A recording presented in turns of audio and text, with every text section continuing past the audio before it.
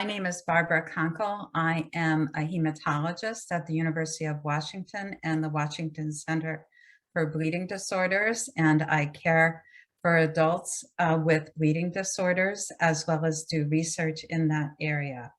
And it's my pleasure to welcome you to this discussion. What a great sessions these have been. We're now in the third one.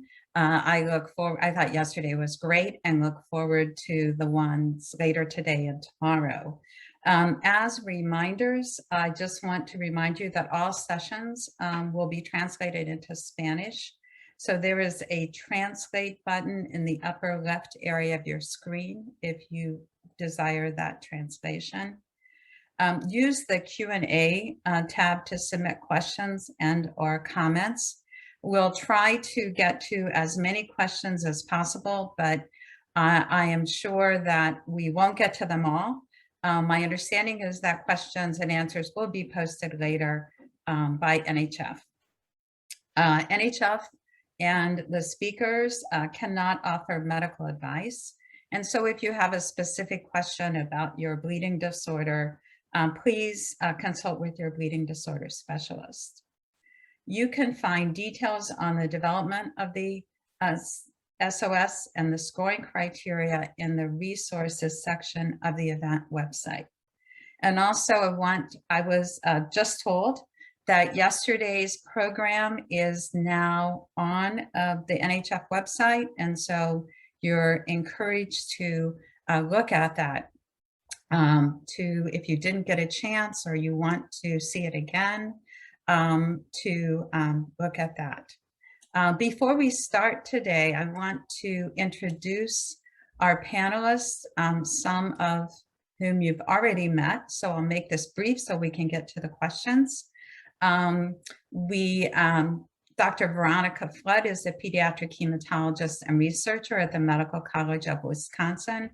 And a notable thing which we may get to is that she was a clinical chair of the BWD Management Guideline Committee, which was mentioned previously by Professor O'Donnell. He was our keynote speaker. He is a professor of vascular biology in the Royal College of Surgeons in Ireland and director of the Irish Center for Vascular Biology, and has just done, as you heard from his talk, incredibly pioneering work in our understanding of von Willebrand disease and other mucocutaneous bleeding disorders, as well as other things. Dr. Robert Sidonio is a pediatric hematologist at Emory. He's the associate director of the hemostasis and thrombosis unit. And then we have Nicole Scape, who is an education specialist at the National Hemophilia Foundation. She has von Willebrand disease and has been actively involved in the bleeding disorder community since 2003. In addition, we have a few other panelists who were members of our group. That includes Dr. Julie Jaffrey, who is a pediatric hematologist at the Children's in Los Angeles. Dr. Peter Quides, who is an adult hematologist at the Mary Gooley Hemophilia Treatment Center. And then we're going to be joined by Dr. Raj Kasturi, who is at the University of North Carolina, and importantly directs their hereditary hemorrhagic telangiectasia. When he joins, I thought that there probably were people who were listening to this who might not know some of the disorders that we discussed, including HHT, or hereditary hemorrhagic telangiectasia, or Ehlers-Danlos. And so when he joins us in a little bit, I'm going to have him describe that. But since I won't put him on the spot right when he joins, maybe I'll start with some questions that have already been submitted. One of the things that was brought up, there were several questions that have already been submitted about diagnosis and how do we improve the diagnosis, really outreach. How do I identify people? And I know that one of the areas was in males and attention to males. So maybe I'll start out, Veronica. There also was questions about the self-fat. So how do we get people identified with von Willebrand disease and other bleeding disorders, including males? So I think some of this might actually be a publicity issue. And the discussion on hemophilia yesterday was fantastic. And so I in no way want to minimize hemophilia. That being said, what's taught in medical school classes, what's taught in high school genetics classes, what's taught throughout all these medical curriculums is a lot about hemophilia and less about these so-called mild bleeding disorders, which we know impact people immensely. So in some respects, I think von Willebrand disease and some of these other disorders have a publicity problem where we just need to get it into the heads of other clinical groups. And I know NHF has done some outreach into OBGYNs, into ENT doctors, ER doctors, primary care doctors, to remember that this is a diagnosis and to think about it when they're seeing patients. But I think the other side of it, as you brought up, is we also maybe need to get this directly to potential patients and help advertise to individuals, to girls with heavy periods, to boys and men that are experiencing significant complications, that there are things that are out there. I subscribe to several kind of targeted at women's magazines, and recently I've seen a couple articles about ITP. So maybe we need to get von Willebrand disease into some of these journals as well. They're not necessarily medical journals, but remind people we have tools like the self-fat that you can take online. Then, however, we do still need to educate the physicians, because I can see these people taking the test, having a high bleeding assessment score, and then going to their physician who says, oh, I've never heard of that, you're fine, go away. So problems on both ends of the spectrum. Great, thank you. Raj, I introduced you. Thank you for joining. I know you were in clinic, but one of the things we thought would be good to do early, because there may be people listening who really don't know what HHT or also Ehlers-Danlos. If you can tell us about those disorders so our audience understands those. Also, kind of why we need to think about them as in the bleeding disorder community. Absolutely. Thank you very much. Yeah, my apologies for joining a little late. I'll start with HHT. So hereditary hemorrhagic telangiectasia is an autosomal dominant inherited bleeding disorder. Unlike most of our traditional bleeding disorders, it is not due to a defect in a clotting factor or a deficiency of one. It is more a defect in the blood vessel wall, but the outcome nonetheless being the same. Affected individuals tend to have mucocutaneous bleeding and can get in trouble with severe iron deficiency anemia, transfusion requirements, intravenous iron requirements, and so on. In addition to the bleeding, they also have a tendency to develop arteriovenous malformations in internal organs, the brain, which if it ruptures can cause a stroke, in the lungs, which again has a host of complications because of that, and bleeding from the GI tract. AV malformations in the liver can also lead to states of things like high output heart failure, encephalopathy. So it's a multi-system disorder, and that is one of the biggest downsides of it, I think, because we all put our blinders on as physicians in our specialties and tend to focus on what we do. And when you've got a multi-system disorder, you need somebody to pull it all together, step back and say, I know what this is. So there is a problem with diagnosis because of recognition, as you all have already been talking about. But that's HHT, and it is now thankfully recognized as an inherited bleeding disorder by the CDC, and is also actually on the Athens list of rare bleeding disorders, which we can gather data on at HTCs, right? And then Ehlers-Danlos, similarly, is another disorder like HHT that is very heterogeneous presentation, and that's the problem. There are many types, many subtypes of EDS or Ehlers-Danlos, and their presentations can be very different. So if there is not an awareness for what it is we're looking for, these disorders are often missed. So I'm glad we're talking about it. Great, thank you.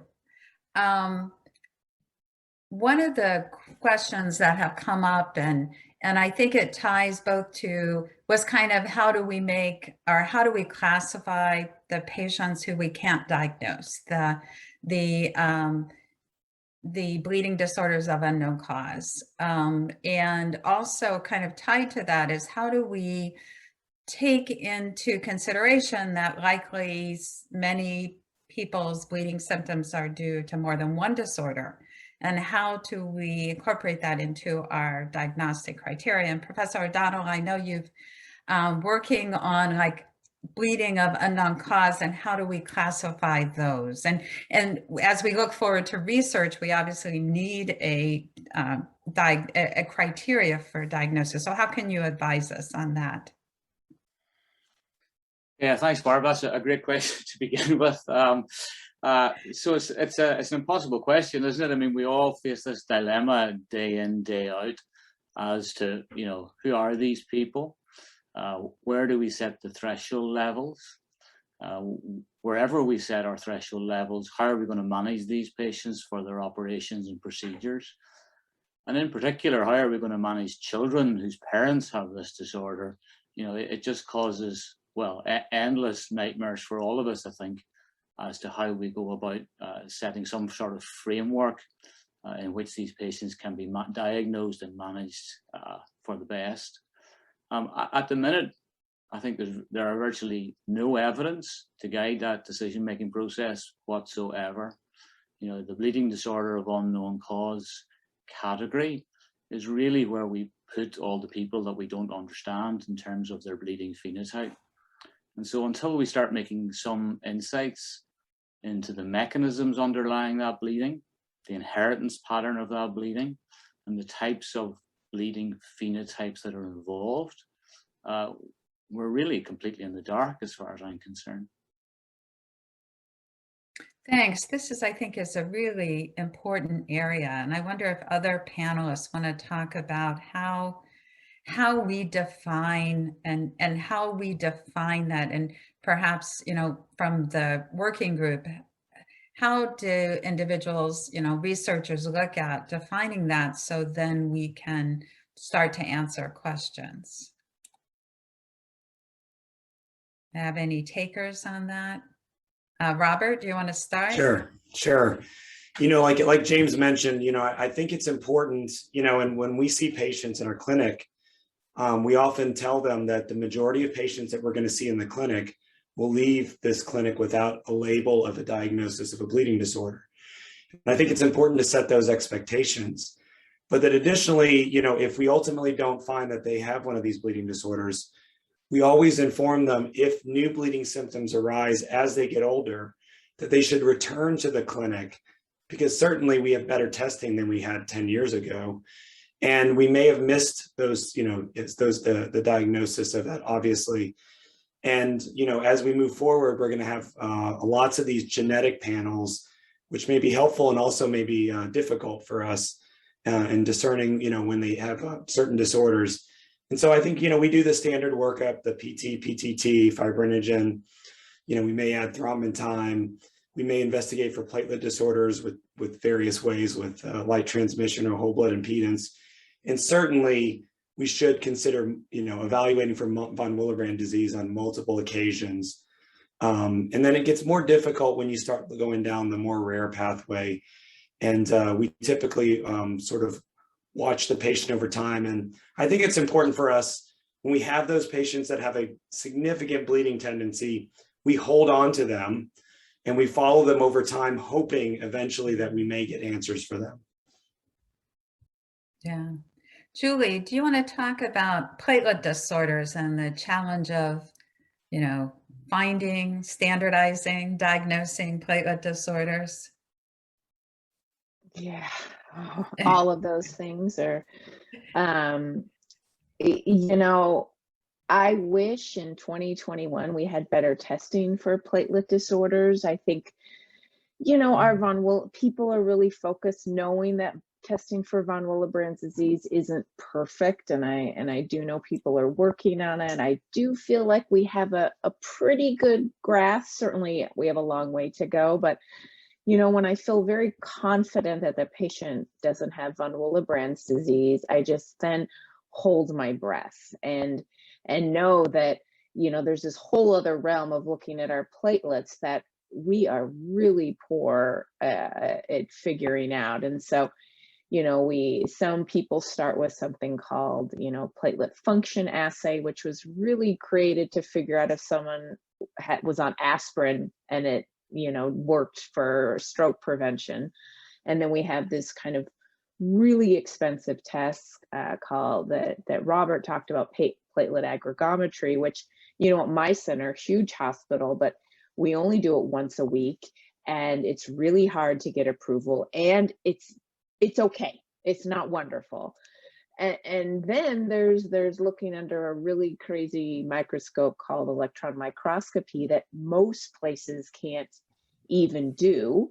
So not only do we have few tests, really hard to get, hard to have someone interpret, and a lot of the time, we're kind of left with, as Robert said, you seem to be bleeding a lot. And what I think we're all as a community trying to tell patients is, we are listening. We agree that you probably bleed more than you should, but I can't give you a diagnosis. I try to tell my patients that, even if I do this testing, which isn't perfect, that I want to still touch base with them at least once a year, as Robert said, just to let them know this is why I love this topic and this is my passion in medicine, because there's so much more to learn and to help our patients. But I hope that other physicians can stop saying goodbye.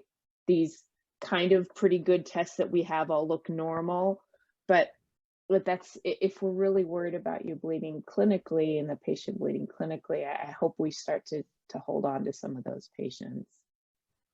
Yeah, I see, as sure all the physician panelists see patients who were told they don't have a bleeding disorder because the tests are normal. And that doesn't mean they don't have a bleeding disorder. So it means our tests aren't very good. And so if you were picking research, what thinking how we're going to make this better, what would be your first priority, Julie? I think I as much as I love genetic panels, I would actually rather focus on doing a better job with von Willebrand's assays and doing a better job looking at function of platelets rather than kind of decade-old tests. That's personally what I would like to focus on more. I think these gene panels are amazing, but I think really seeing how a person's platelets actually, work in the laboratory would be more beneficial than kind of saying, oh, it looks like you may have, a potential abnormal gene issue. I know there's a lot of different people on this call, so trying to be a little not too scientific, but I think all of us as physicians and nurse practitioners are now getting these gene panels back that are semi-helpful, but I think what we could really focus on are the assays themselves to be better. Yeah, Nicole, do you want to share just this diagnosis challenge and what kind of your experience or what you hear from the community in terms of that diagnosis challenge? Sure, Barb. And it's unfortunately not always the best, but I just hear kind of a lot of struggles. I hear a lot of dismissing. I hear a lot of, especially from rural states, that you don't have that, that doesn't exist, or a little bit of sexism. But I think there's just a variety of just stories of people being dismissed. And I think a lot of patients go in with intentions of like, I'm going to figure this out. And then as soon as that one person dismisses them, you either forget you and you go somewhere else, or you shut off and then you never pursue that anymore. So I feel like maybe two different realms, but thank you for that question, Barb. Yeah. Yeah, and I think in this area of how we diagnose, and one thing is, one of the real challenges which Julie alluded to in platelets, platelet aggregation, is that's often not available to many places because it's not available, or that people have to get referred, and that and access to testing, and that, Peter, that's been a issue, and how to do testing well, particularly von Willebrand disease. And do you want to comment on what we need to do to improve that? We're going to be like, this is what we need to do. This is a problem, but this is what we need to improve things. So. Yeah, I think you've seen a picture of our lab. We have a sign that says repeat until normal, repeat until normal, repeat until normal. So that's a reminder that obviously, testing can be problematic. It doesn't mean that the patient doesn't have a bleeding disorder. It's interesting, in the great talk that James gave about the Lovick experience, they didn't really find additional hemostatic defects, but I think you'd agree that we need to think outside of the box. It's not like hemophilia where we check a factor VIII level and we can call it, we can classify it that way. We have to really think of it as you and I take care of patients who also have DVT or pulmonary embolus. It's a multifactorial model.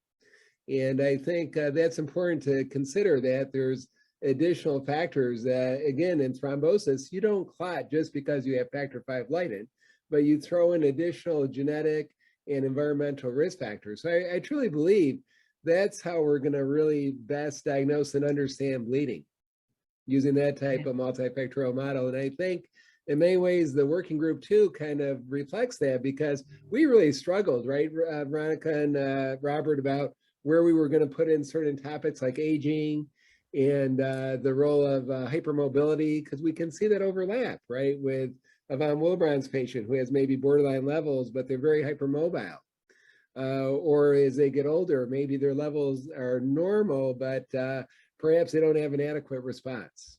So, yeah, thanks, Peter. I know I had the pleasure of being a member of the diagnosis panel for the guidelines, and in looking at those, what has been called low VWF, that less than 30 levels, we said, yes, that's von Willebrand disease, but we know individuals who have that higher von Willebrand factor levels still bleed, and often nothing else is found. But we did encourage the clinicians to look for other diagnoses in that group that had what has been called low VWF. And that was different in ways from those who had low levels.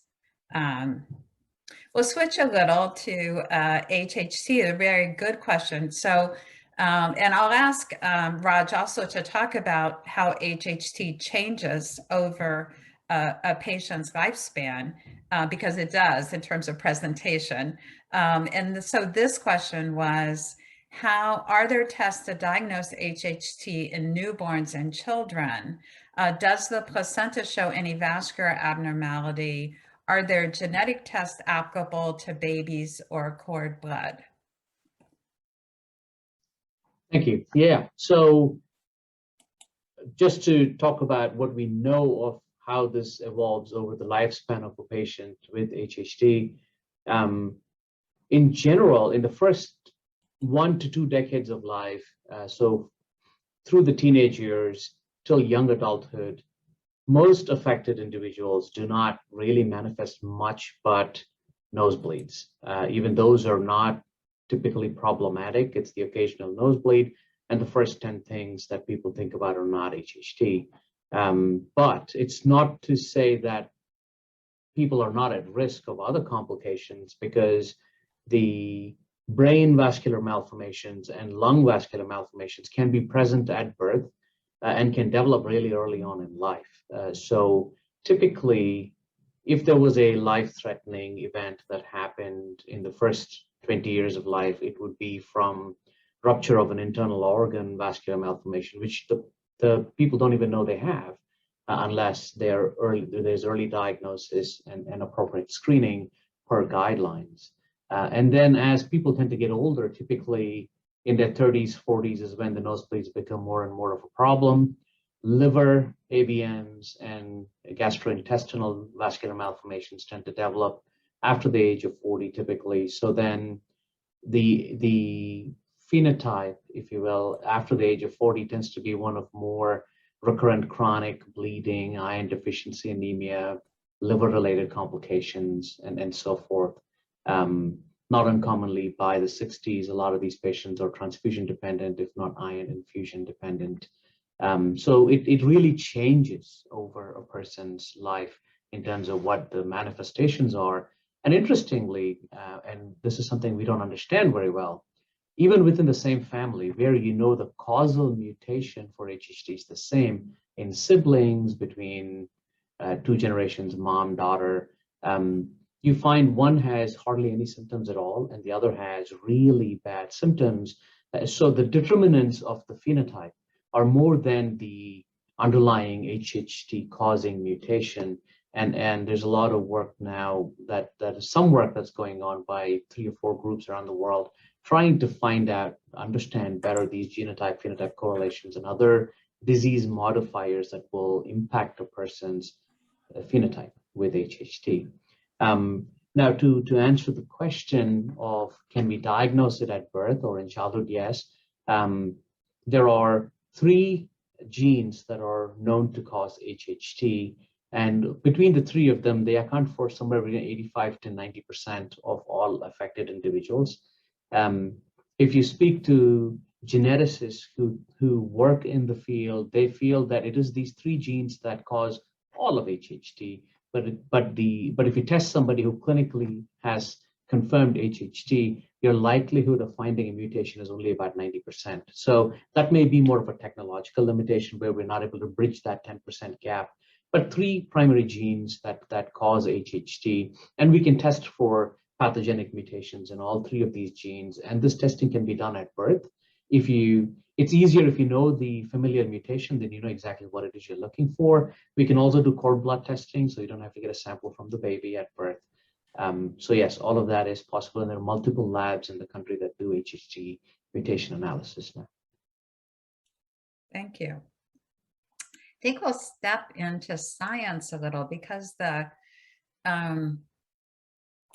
committee really, the very first, it was brought out by Veronica. You talked about understanding what's happening at the vascular bed. Julie, you alluded to that's what we really need to know. Blood is so easy. You get a tube of blood and you can do stuff on it, and it's and looking at the vessel wall, and it changes from one organ to another, and how those are great goals, but how do we do that? Can you talk about approaches that could be used to understand that better? Veronica, I gave you this question. You're going to put me on the spot for this one. Yeah, I am. One of the really interesting things that came out of our working group to me was that we don't really understand what is happening for many of these disorders. And even to go back to Professor O'Donnell's talk this morning, we're not even sure we understand what's going on with these patients that have been labeled low VWF.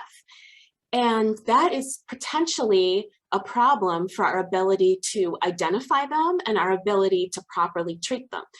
With the caveat that we have some therapies that seem to be working, antifibrinolytic therapies like tranexamic acid and Amicar and Lystata often work.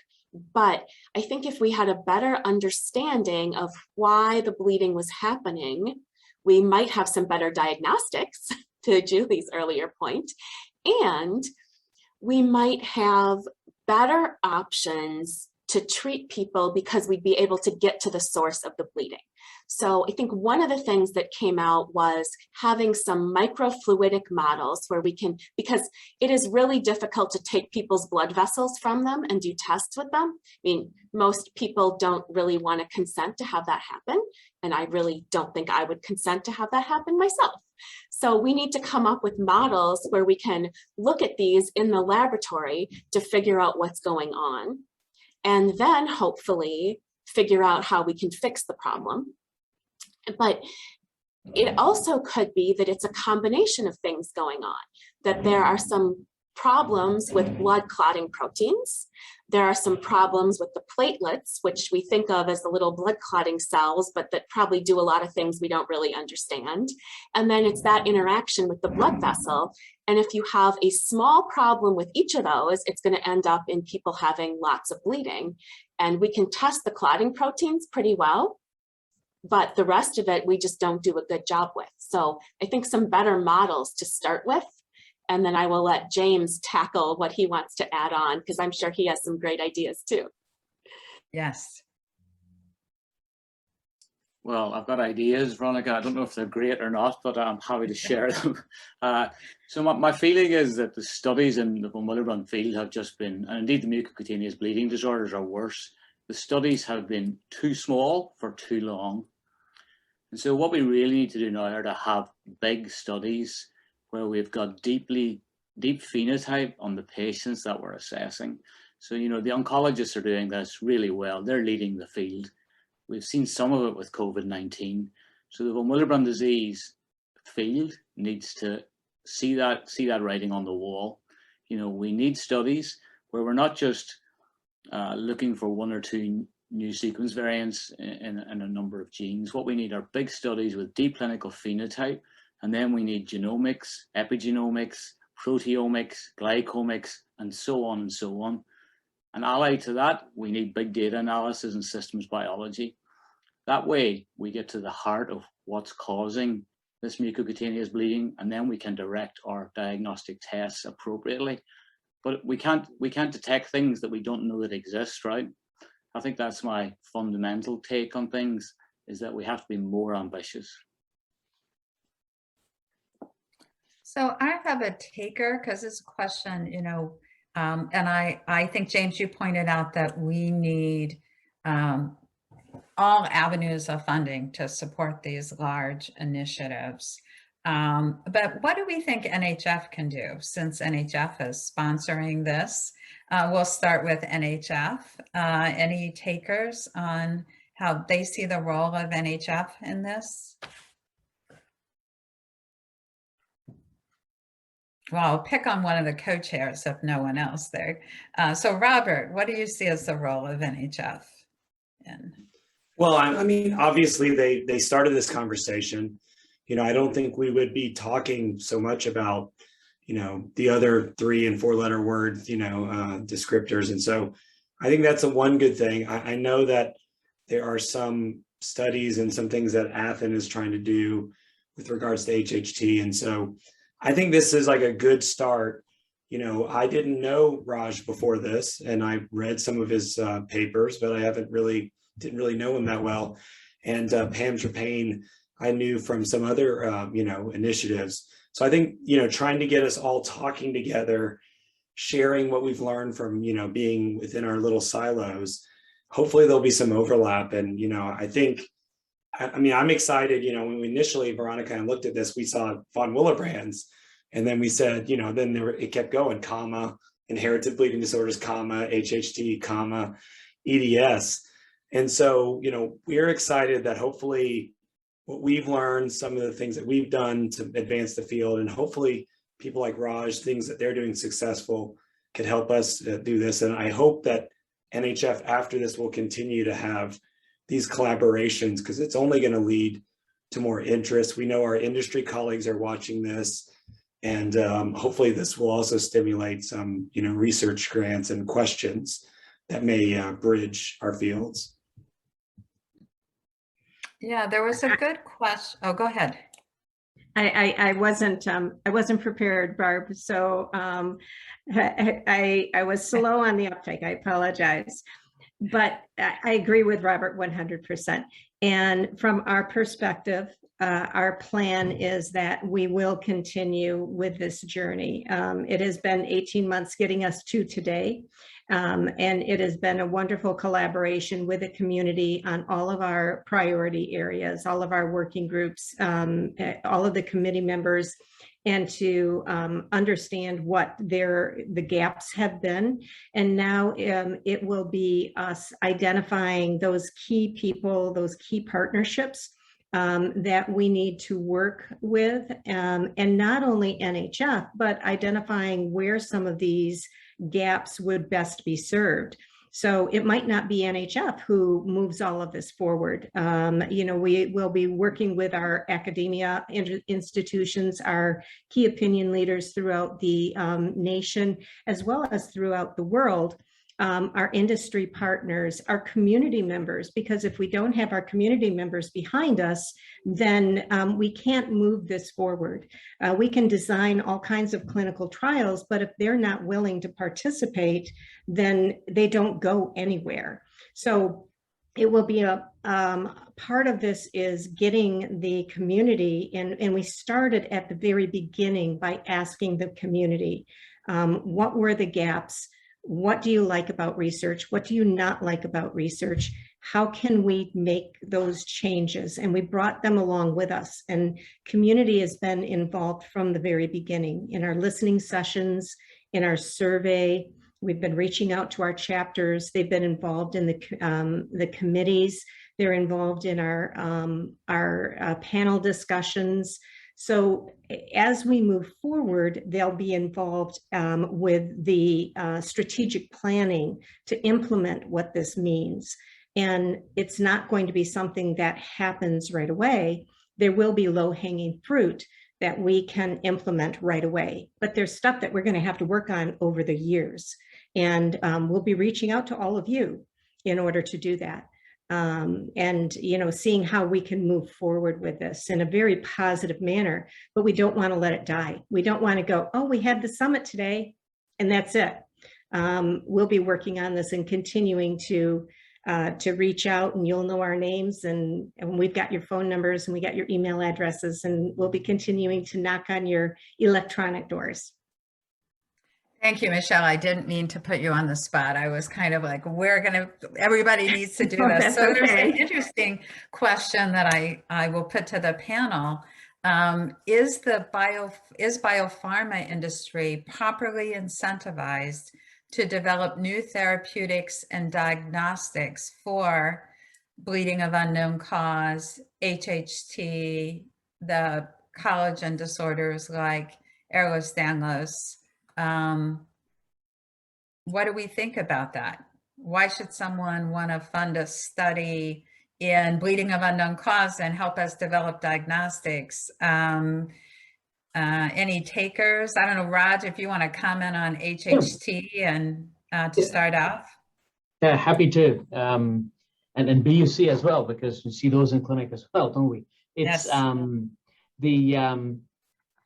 I've personally not had a lot of success trying to get buy-in from the biopharma world, even for repurposing existing medications that are out in use right now for other indications, primarily because I think the way it is right now with federal funding for clinical trials, we can get support for the nuts and bolts of a clinical trial, but there needs to be buy-in from the manufacturer to at least support drug for the duration of the study. And the pushback I've gotten has been, well, it is a rare disorder and the number of affected individuals is relatively small. If you're trying to repurpose an anti-angiogenic drug that's already in use in thousands and thousands of patients in the cancer world, even if you had an added indication for a rare disease, that's not a big bottom line item for biopharma. And so there isn't any significant profit to be made for them. And so there hasn't been that much interest, I think. Some of this is speculating, me speculating, not them telling me this is why. But there isn't, like you said, an incentive for them. Why should they do this? it's not going to add to their margins all that much.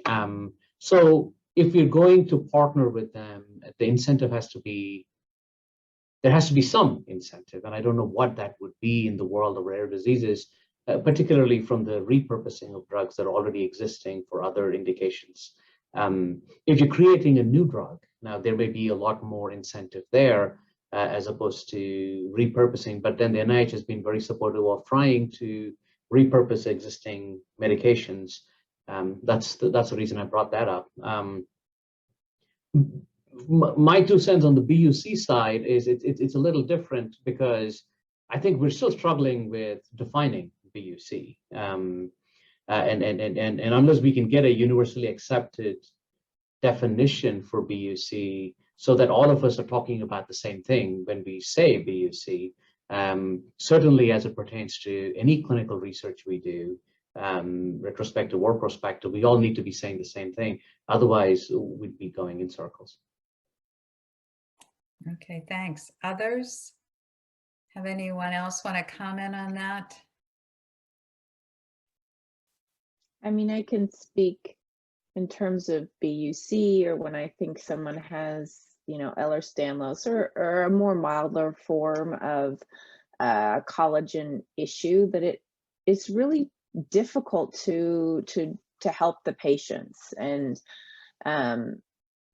you know, of course, we need to understand a little bit better the underlying issues, but when I kind of only have a antifibrinolytic at my fingertips is all I feel comfortable giving these patients. You know, you're going in for a surgery, and do I really want to give them something such as DDABP or a factor 7, which can sometimes help, but certainly not hitting exactly what I want. And so I don't have very many tools under my belt to help them. And you kind of have a couple of things, you know, an antifibrinolytic, maybe a little DDABP at your fingertips, and you hope and cross your fingers that everything goes well. Or maybe, you know, their periods are really heavy and they can't take a hormonal medication. So I think, one, of course, understanding underlying causes for these patients, but 2, maybe having something a little bit better that helps with you know, disorders of collagen, disorders of fibrinolysis would be really wonderful to have for us to use. Yeah, it's a challenge. I don't know if we have any other Yeah, Barbara, discussion on that. I think the problem with it is, but you know, I posted an article here that James just wrote recently. I think that's one of the first steps, is coming up with a universally accepted definition. And the other thing, you know, people may miss in that paper, if you look at his figure, it talks about registering those patients. And so I think when industry thinks about these kind of things, they don't get a good sense of how many patients are actually registered, how many are out there. And so it's really hard for them to get an understanding of, you know, is this an area that we need to invest in? And of course, you know, they're sort of stuck in this diagnostic purgatory. You know, we have our workup clinic, and then we have our, you know, actually identified bleeding disorder clinic. And not everybody has those distinct lines, but it's not really clear where those patients should go. And certainly when you look at EDS, I feel like they don't have a medical home. You know, they may be seen by rheumatology if they have pain. They may, you know, if there's pain issues, then I often will hear rheumatology say don't refer them otherwise. They might go to genetics if they're concerned about any kind of cardiac problems. Otherwise, they're not as interested. And these are generalizations, but this is what I've heard over the years. And so there isn't a identified physician that says, I'm going to take care of these patients. And I think it varies from institution to institution. And that's something we need to address, whether, you know, this is something that we should take on. Thanks. Yeah, James, do you want to add to that? Or you have another point? Yeah, no, I've just got 2 thoughts really. The first thing is, I think Raj is exactly right. It really falls down to us as the patients and the clinicians and scientists involved here to incentivize the pharma companies. In order to do that, we need to have good data on the morbidity associated with these conditions, and we really don't at the moment. So making a picture, a case, is incredibly difficult. And the second thought I have is, not only do we need to make the case, but we also need to highlight the limitations of the current treatment options that we have. In the world of haemophilia, we're striving for no bleeds. In the world of Willebrand disease or mucocutaneous bleeding disorders, we are light years away from even considering that concept. And that needs to be really reinforced with good evidence and good data, I think. Then the companies will become incentivized. Yeah, thanks. And I have to make sure that we cover getting older and aging. And kind of with that, I'll start out. I have another question. Well, first I'll get the question, do people grow out of Willebrand disease as they age? James, do you want to tell us about that? Well, I guess everyone here might have a different opinion on this one. So I think von Willebrand factor levels go up with age, but I think, was it Peter who made the point earlier? I think von Willebrand factor levels are just one component of a bleeding phenotype, and it may be that as you get older, you need a higher von Willebrand factor level for normal hemostasis. So do you grow out of von Willebrand disease?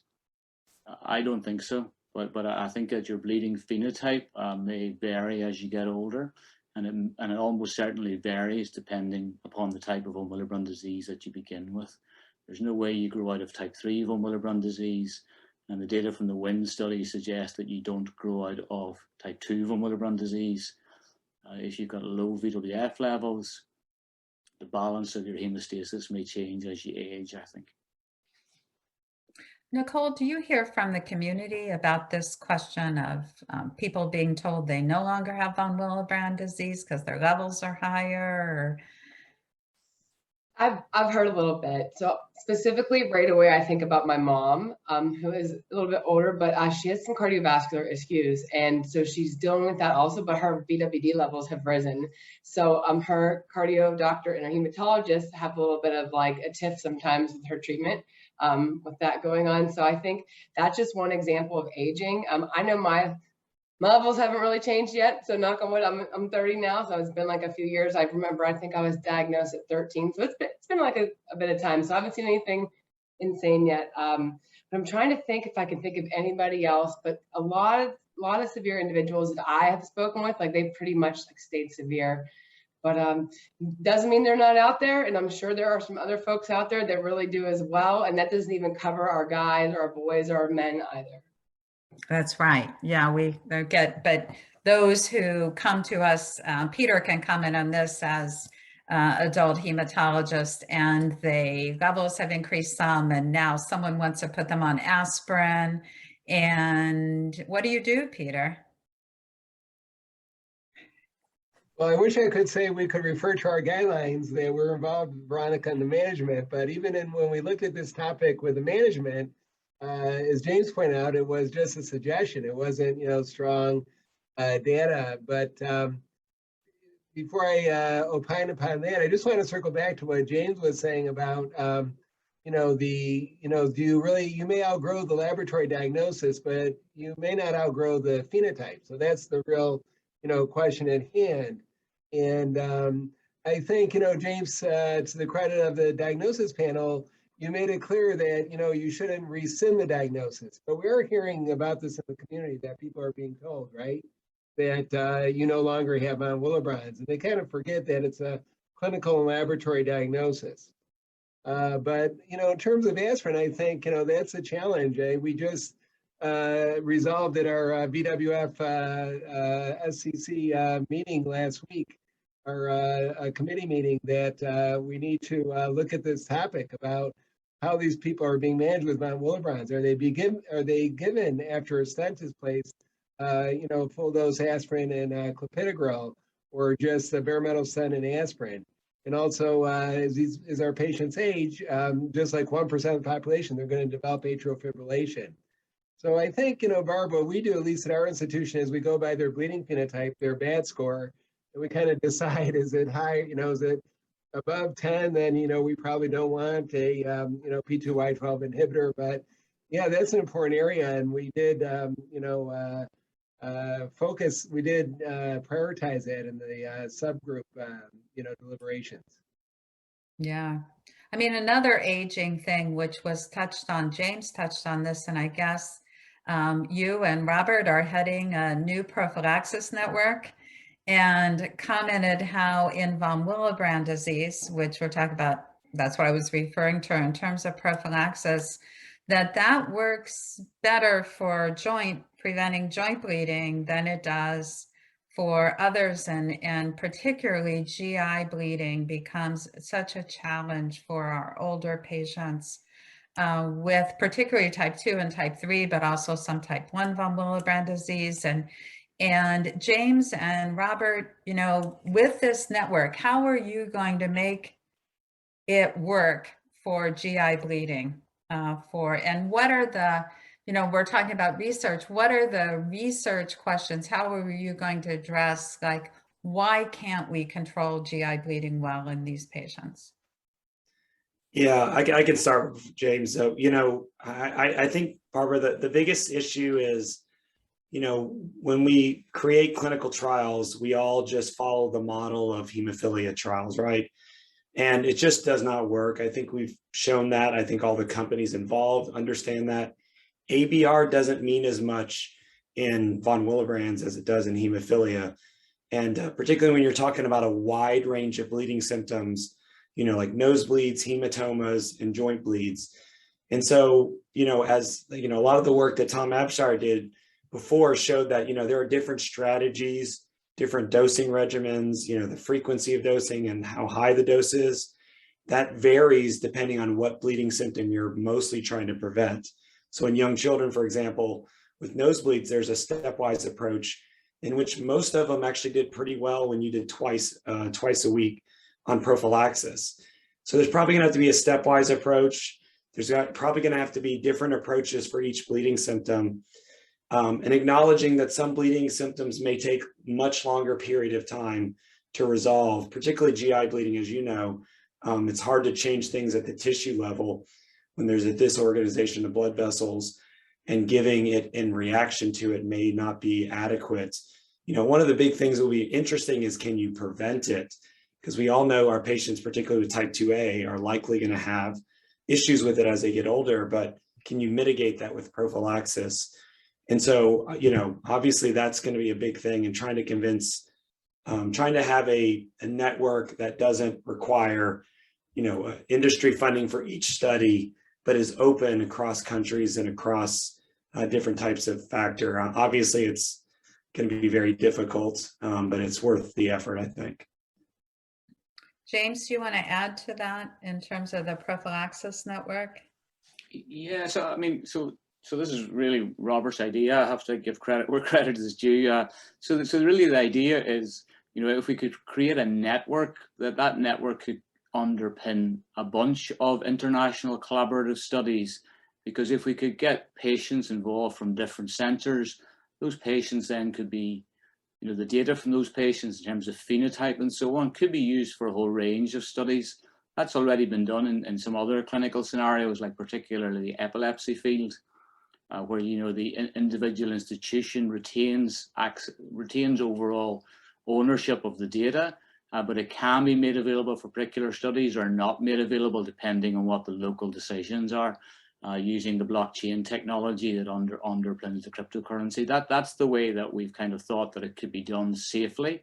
And then every single study wouldn't need to start from level 101, right? We would have an infrastructure that many of us could be tied into from the beginning, which would facilitate things and make it cheaper for the companies and reduce the probability that the clinical trial wouldn't recruit enough patients to make it actually work.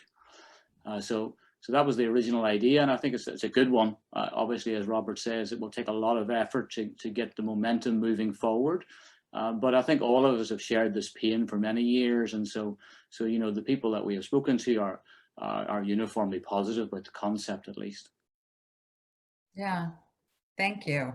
It sounds very exciting and is really needed. Veronica, you had your hand up. Yeah. Or not? So Yes. just wanted to add on to the questions that came up around aging. Some of this really is a lack of our having cohesive data. So this may be a place where AFN maybe could help us step in, where, as James suggested, maybe we need some more international collaborations, but actually systematically collecting data on what happens to all of these groups as they age. And that was one of the things we talked about. I think actually probably specifically for each of these subgroups, and then in general, getting together and capturing this data. And this is going to be frustrating because it's not the sort of grant that NIH would necessarily fund. It's not the sort of grant that is going to be super attractive to a pharmaceutical company, but it's the data that we need to figure out how we can best treat people throughout their lifespan. So perhaps this is something where, you know, AFN historically has been hemophilia and or maybe von Willebrand disease, but perhaps we need a category not only just for severe von Willebrand disease, but for these low VWF patients. And coming together and saying, okay, this is how we're going to define bleeding of unknown cause. We are going to register these patients and we are going to follow them. Which brings up the limitation of providers, because obviously the people that are speaking here are not necessarily representative of the entire hematology community and the entire community of providers that are available for some patients, because there's limitations on providers in some area. So maybe we also need to get creative about telemedicine has arrived since COVID. Maybe we need to get creative about some virtual HTC network for these patients. I don't know. So open to suggestions on how this can be done, but this is the time where we definitely need to start doing it. Right, thank you. I realized we hadn't not spoken about the need for longitudinal studies, that most of our studies have been cross-sectional, and the real will only learn how things evolve over time if we are doing longitudinal studies. And I think it's a really good point in terms of learning more how to do telemedicine. I mean, I think we have to be inventive in terms of laboratory collections and that sample collections. I think we can do that. But I know, you know, our center, we're seeing people we hadn't seen because they're out in the wilds of the West, and they're reconnecting, which in itself is a really important first step to connect with individuals who can't make it into the center for multiple reasons, or can say, next time when you come to visit your family in Seattle, you know, stop by and we'll get blood work. Yeah. Peter, you were going to add. Yeah, I just want to circle back to the discussion about prophylaxis. I want to commend Robert and James for trying to reboot the prophylaxis group.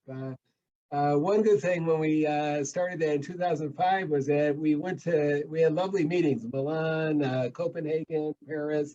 I doubt it would happen this time, but anyway, again, the problem was we didn't have enough patients. We had enough patients for a retrospective study, particularly of GI bleeding, but because it wasn't prospective, it wasn't published in JTH, it was published in hemophilia.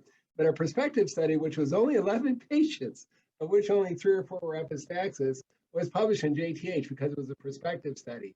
But James, I'm wondering, and Robert, if, you know, a Bayesian type design where you could have multi-platforms and you could, you know, randomize patients, you know, adaptively, just like, you know, the recent COVID studies, you know, may be appropriate. But, you know, I think, again, the problem is that one size doesn't fit all. We're going to have to individualize based not only on their bleed site, but also on patient characteristics. Because I have to say that CSL did fund the initial study group, but you know, there was an emphasis on collecting data for joint bleeding, and we just didn't really beat the bushes for, you know, these other bleeds situations.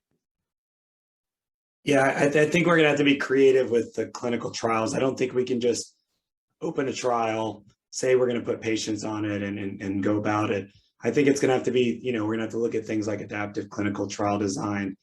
And maybe this is where we work with, you know, our colleagues at the CDC and NIH, they often sponsor discussions about these at ASH meetings, talking about innovative clinical trial designs. They look really nice. I haven't really seen them in action in the bleeding disorders world, but maybe this is the time to do it. Yeah, I remember specifically looking at those numbers where they looked at thousands of patients that were eligible, then looked at people that got VWF concentrate in 12 months, then looked at those that were on prophylaxis, and now you were in like less than 50 patients. And then, so I think we have to figure out how to do this. We have an Athens study right now, just looking at observational data. So hopefully we'll learn some of these things. And one of the new things I think we'll look at is the emergence of use for heavy menstrual bleeding. That's, I think, going to be an interesting topic. It's going to be very difficult because it's obviously very complex. So we're going to need a lot of patience. But yeah, we're going to have to, what James and I are hoping to do is to create an infrastructure, and that will allow us to be able to do these studies. People can bring ideas within this network, because currently, we're just doing it in different countries. And we just, it's just not, we don't have enough patients on prophylaxis or meet that criteria, and as you know, our European colleagues are definitely more advanced on putting patients on prophylaxis. So maybe this will help get us to catch up at least on prophylaxis. Do you want to address with that? There was, I think, questions in terms of this researching other therapies in addition to prophylaxis for GI bleeding. And I think that GI bleeding in general, for the mucocutaneous bleeding, for other bleeding disorders, is a challenge. And how will those be studied in that network? Do we need a different system to study other, like, anti-angiogenic factors? That's what we're hoping for. We're hoping that specific bleeding symptoms that may be very difficult to do this, so heavy menstrual bleeding being one of them.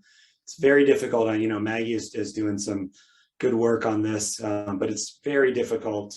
It's going to take many, many years. And so hopefully having some network of interested centers will be helpful.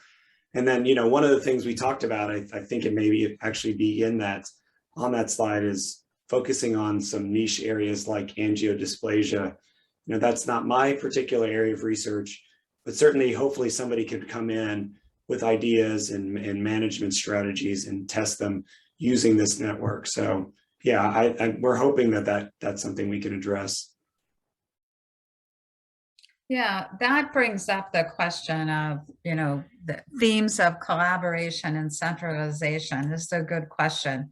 So what are immediate near-term steps we can take to stimulate collaboration? So we just heard about the Prophylaxis Network, which I think is addressing that for von Willebrand disease, where they're bleeding requiring prophylaxis. But what about all these other things? Veronica, what are the steps we can take to answer some of the issues that have been brought up today?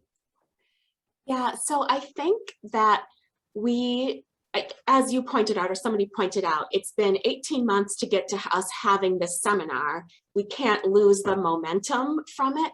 And so immediately, a couple of easy things that we can do to make this happen are to start establishing these groups. I think we can use this group to get together and say, okay, let's start doing these registries. Let's support James and Robert's prophylaxis study. Let's get some of this started. Some of it will take money. So when we went through the priority scores, one of the things that was weighed was feasibility. And, there are some things that do require funding, but there's some things like coming up with a definition for BUC. We don't necessarily need an influx of cash to do that. We need the people that are the key thinkers in this area to lead a proposal to do that, and then we can all work off of it. So there are some things I think we can do that are low-hanging fruit, and then there's other things that are going to just require somebody, and maybe it's NHF that will have the boot on our saying, keep going on this to the community. Robert, did you have anything you wanted to add to that? Yeah, I think we all share in this pain, opening a study or clinical trial. And I'm sure you, Barbara, you have the same, trying to get the contracts between institutions data sharing agreements. I know, when we were working with a very simple study with Julie, it was months before we could get a data sharing agreement executed. And every site that you open requires startup costs in the, $5,000 to $10,000 range. And so we have to figure out how to break down some of these artificial barriers. We have to start using central IRBs.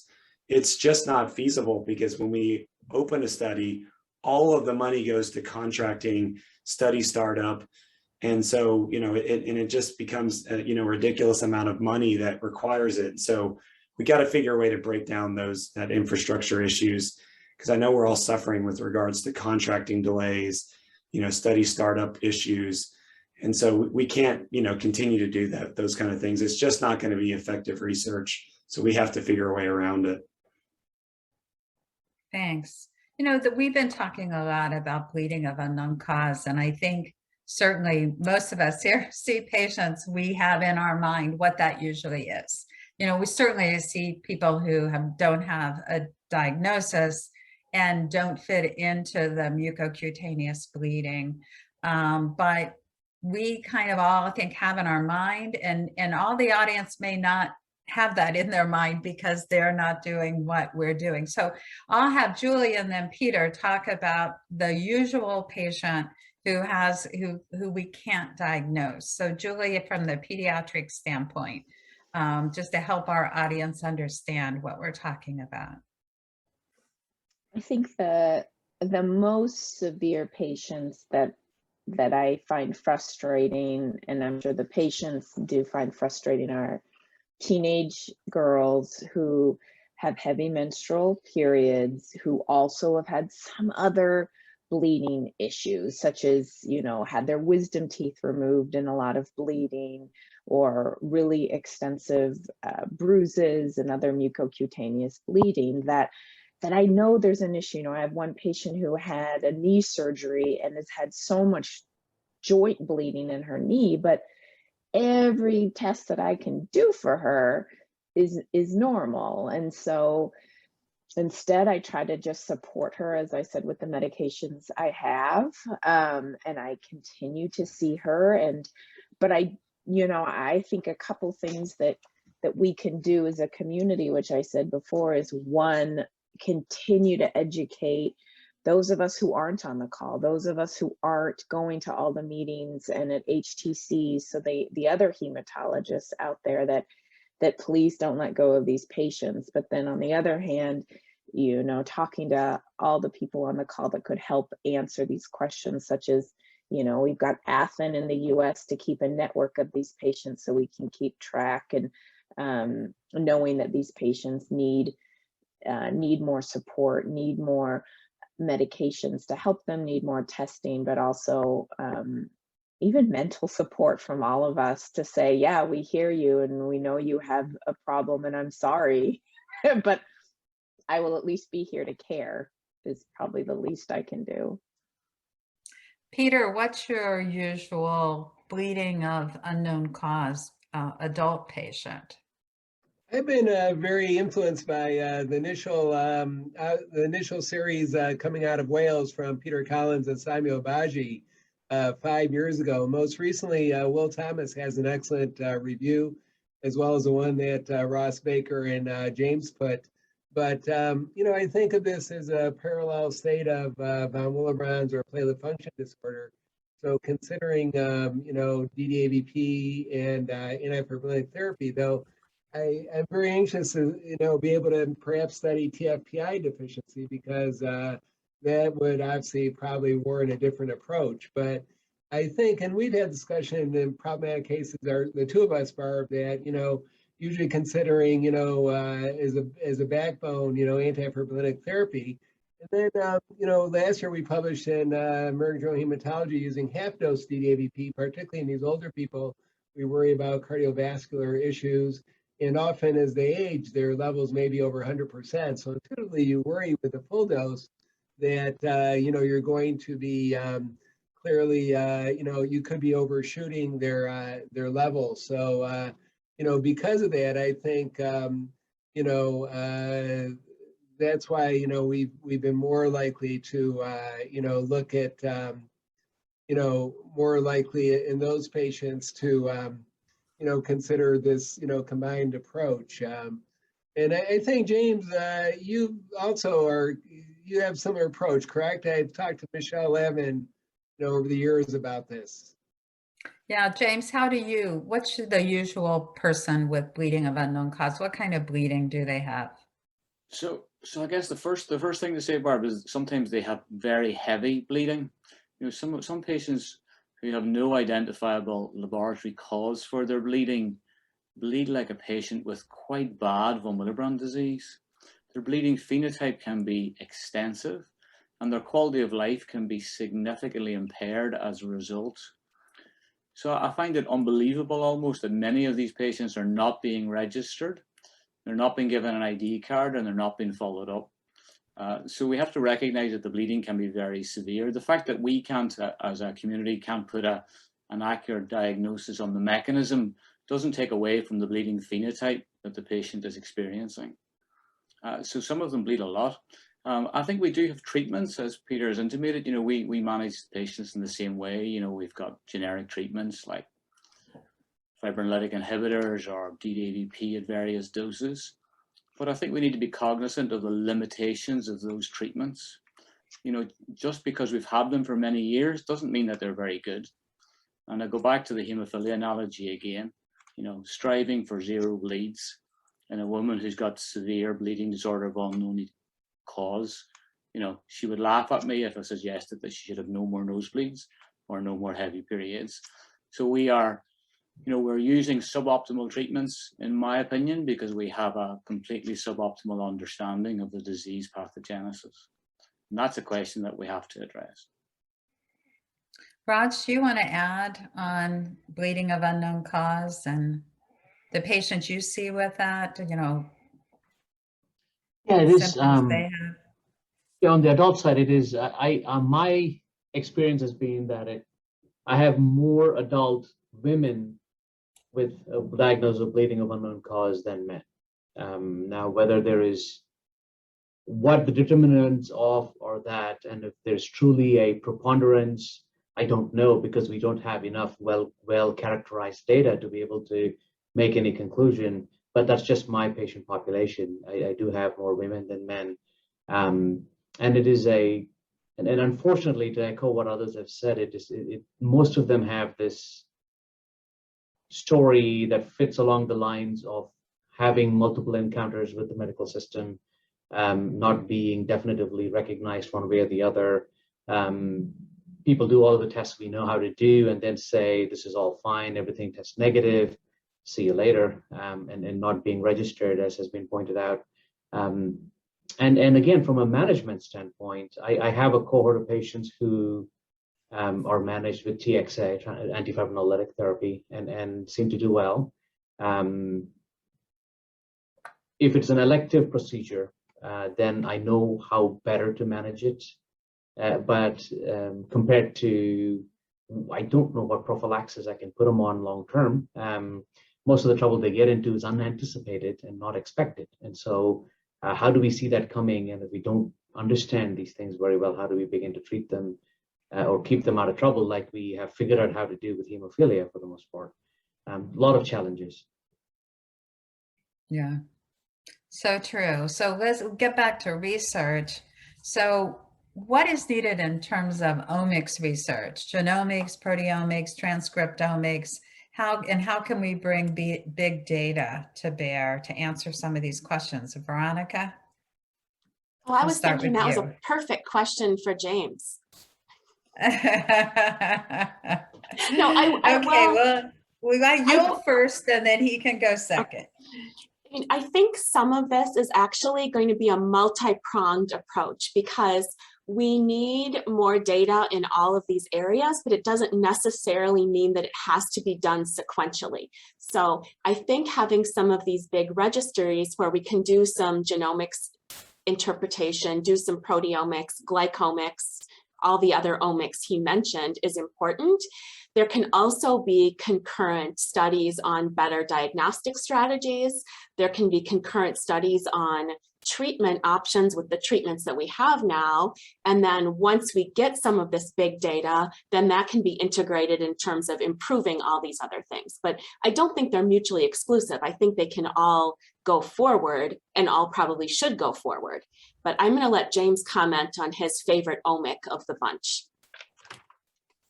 Yeah, I love all omics.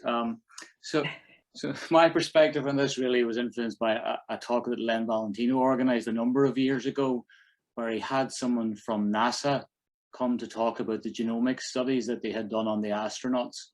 And I can't remember how many astronauts there are, not very many, but all of them have had whole genome sequence done and have been deeply clinically phenotyped over many, many years. And so from that small cohort where there's incredibly deep phenotype, with proper omics and systems biology, they've managed to extract an incredible amount of data. And I think that's what we should be doing in the Willebrand disease field, is getting one really good state-of-the-art study where all of the omics are employed and there's a proper systems biology approach that's taken to the analysis of the big data. But all of that is underpinned by proper deep phenotype, and ideally, as you mentioned before, Barb, a prospective longitudinal follow-up of the patients, a la NASA, if you like. That would be my preferred way to go. Raj, do you want to comment? Yeah, I just wanted to add that at least in the bleeding of unknown cause world, I think we are away from all of the single gene defects, single protein defects. I think we've figured out for the most part. I think we are dealing with more of a, like Peter pointed out earlier, more compound defects where there are multifactorial that lead to your phenotype.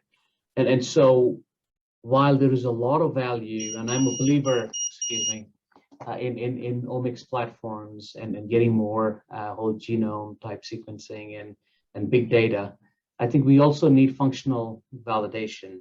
We need to be able to close the loop in terms of these defects that we identify do truly explain the phenotype that we end up with. So closing the loop that way is important. And I think that's also the problem we've faced with platelet defect testing. We've got a small number of tests that we do, but then we isolate our platelets, and either we just do those testing with platelets in plasma, platelet-rich plasma. There's nothing else there but that. But in the body, blood flows within a blood vessel, and if we don't account for the interaction of the platelet with the blood vessel wall, there may be defects that we miss that we're not even looking for at this point, because we don't have the assays developed to be able to look at that. So I think functional validation is also an important part of all of this. Yeah, thanks. I think there was a very good to the point question of how can we improve treatment of platelet disorders before we have improved diagnostics, which was a really important point from the audience. And I think that's been a theme that we have to understand what's going on. And I actually want to go to your great presentation, James. You talked about looking for those individuals who have von Willebrand disease or low VWF in whom we can't find a pathogenic variant in the von Willebrand factor gene.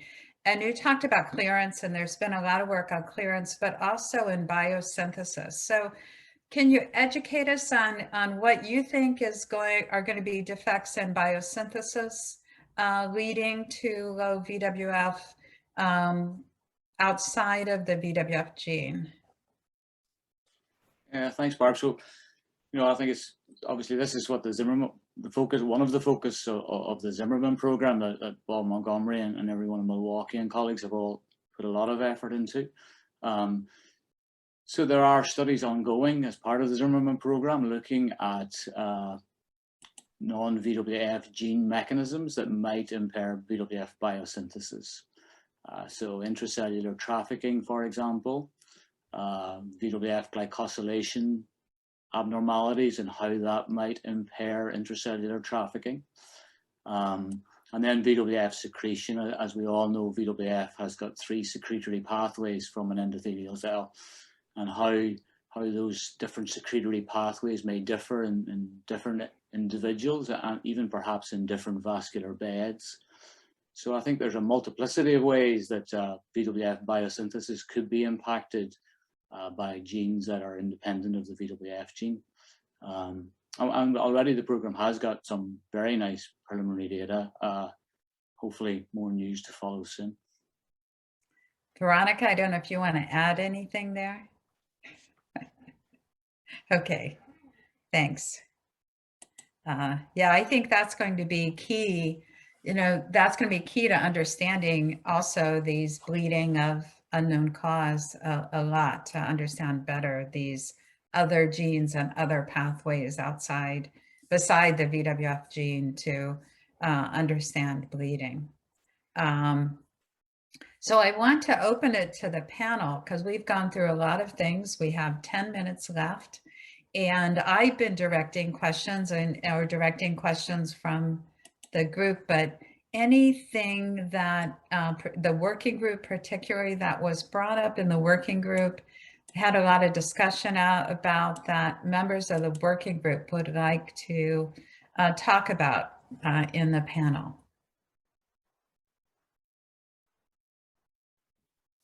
I think one of the key things that we identified, Barbara, is that, and one of the questions was about, you know, we need like longitudinal studies, so following patients over long periods of time, collecting labs in a standard manner.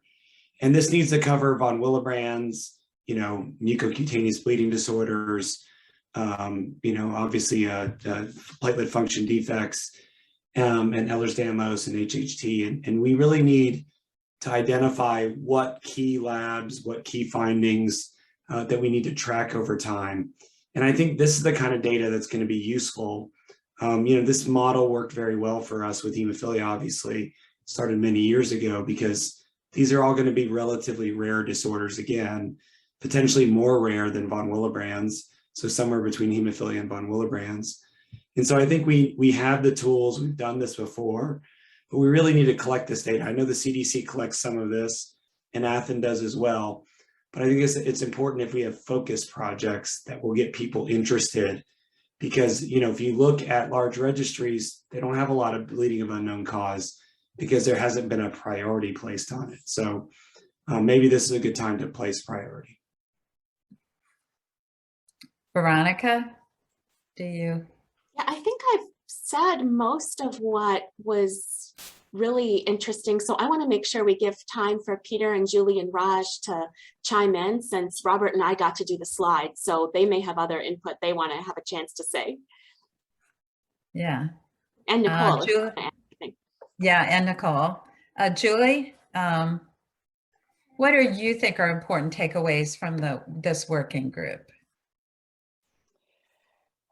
You know, something that I struggle with is, and you know, I'm not sure how I think we can help with this, is that making bleeding of unknown cause an actual diagnosis that will be recognized, you know, by payers, by insurance companies. And I think it can start with us. So, you know, when I'm seeing a patient, telling them that their bleeding is real, telling them that I'm listening, and then I go to bill for it, it can be a little tricky. And I think letting the payers understand that this is a true and important diagnosis that we just don't have all the answers for is something, you know, I was struggling with as we were going through all these really important initiatives, is making sure they get covered for all the care that they need. Great. Nicole, what do you think are important takeaways from the working group? And I'm like sitting here, like trying to figure out what I want to say, but there's so many, because this was such a good learning experience, very different from the guidelines for me, but it was, as Dr. Sonia said, there keeps adding commas onto our group.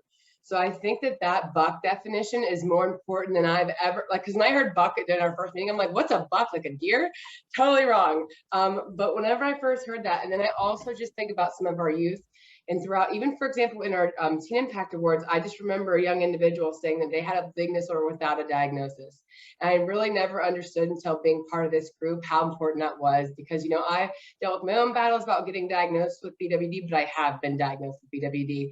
And these folks don't really have anywhere else to go. They don't have a resource. Like, what doctor do I go to for this? Like, I'm just bleeding everywhere. No one can help me. So when I hear from people like Julie and Peter and every single one of you on this panel, it just so makes me feel refreshed and excited that there is a future for these individuals out there, and that, like, the passion, the commitment of all of you, like, you know, all these folks volunteered their time in all these meetings. So it just shows that there's a true desire to make some change here, and it's just motivating. So I think we should keep it going. And that is what I got for you, Barb. Great, great. Thanks. That was great. Peter, what do you think are the important takeaways? James' great presentation today was very painful for me when he pointed out what I forgot, that on our management panel, all 8 of our recommendations were just suggestions. We couldn't make any strong recommendations. And it's just a wake-up call, I think, for all of us, right? That we do need to, you know, move forward and do better to, you know, generate, you know, more data. And I'm very optimistic. Just hearing today about the prophylaxis group, I think is a good start in, you know, that avenue. And women's health, as you know, you've been very involved with the foundation with women and girls bleeding disorders. And there's been great work done by the EHA, work that Michelle Lavin and Razan Kadir, colleagues of ours, who are doing, you know, for women in Europe. And we hope to collaborate using a harmonized data set.